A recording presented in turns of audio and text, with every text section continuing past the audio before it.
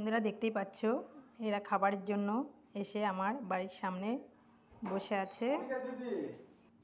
ওদের সঙ্গে এই বিড়ালগুলো খেতে আসে। দেখো দেখতেই পাচ্ছ অনেকগুলো বিড়াল আছে, কিন্তু এখানটায় এখন একটাই খেতে আসছে। আর দেখো এগুলো আমার বাড়ির ভিতরে খায়। তো এরা সকাল বিকাল খাওয়ার জন্য আমার গেটের সামনে এসে বসে থাকে। এরা বাড়ির ভিতরে খায়, আর বাদ বাকিগুলো বাইরে। আগে ভাবতে পারি না এতগুলো কুকুর হবে, 2-3টার থেকে এখন বাড়তে বাড়তে বেড়েই চলেছে। দেখতেই পাচ্ছ এরা বাইরে শুয়ে আছে খাওয়ার জন্য।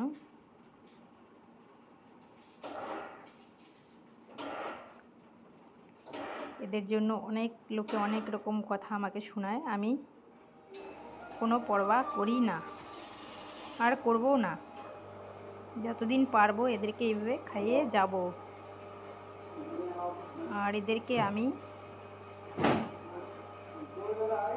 বাবা সোনা মা বলে ডাকি বলে সবাই আমাকে অনেক মজা করে, আমি তারও কোনো পরোয়া করি না, করবও না। এদেরকে আমি যখন লকডাউন ছিল, হিমাচলের রাস্তার যত কুকুর ছিল হিমাচল বাইরে সবাইকে আমি খাইয়ে বাঁচিয়ে রেখেছিলাম। এখন 1 বছর থেকে আমি ওখানে যেতে পারি না। এখন আমি পরিবহন নগরে কাজ করি। এখানে রাস্তার যত কুকুর আছে ওদেরকে আমি খাবার দিই, আর হলো ওদেরকে বাচ্চার মতো আমি ভালোবাসি, ওরাও আমাকে খুবই ভালোবাসে। তাই আমি ওদেরকে কিছু হলে আমি ওদেরকে সোহিনী ম্যাম বলে একজন আছে শিব মন্দিরে, ওনাকে দিয়ে হেল্প নিয়ে আমি ওদের ট্রিটমেন্ট করি, ওষুধ দেওয়া সব কিছুই। ড্রেসিংও আমি নিজে এখন টুকটাক আমি নিজেই করি। অনেক ভিডিও তোমরা দেখতে পেরেছো যে আমি করি নিজেই ড্রেসিং।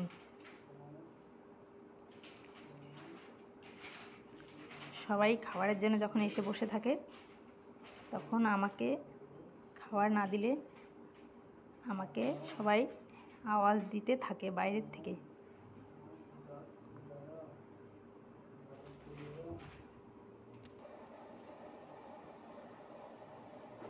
এদেরকে সবাইকে ভালোবাসা উচিত। ইরানির স্বার্থে সবাইকে খুবই ভালোবাসে। রাত্রিবেলায় জেগে জেগে বেচারা ওরা ভুকে, রাত্রিবেলায় চোর তাড়িয়ে আসে, সকালবেলায় কারো গেটের সামনে গেলে তারা লাঠি দিয়ে তাড়া করে। অনেকেই আছে এরকম, সবাই নয় কিন্তু অনেকেই আছে এরকম। তো এটা করা উচিত নয়। ওরা বিনা পরিশ্রমে খেতে আসে না, রাত্রিভর ওরা পরিশ্রম করে, তারপরে গিয়ে কারো দুয়ারে দাঁড়ায় খাওয়ার জন্য আশা করে। তারপরে যদি কেউ লাঠি তাড়া করে তখন ওর মনটা কী রকম হতে পারে মানুষে বোঝে না। এটা বুঝতে হয় আমাদের নিজেকেই। এটা দেখো আমার ভাঙড়ুর ছেলে।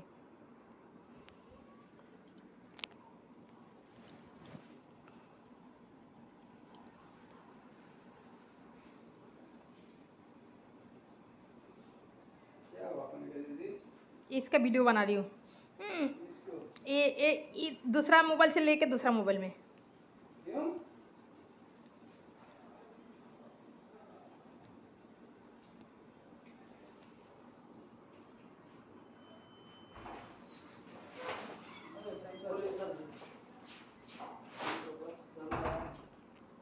चलना है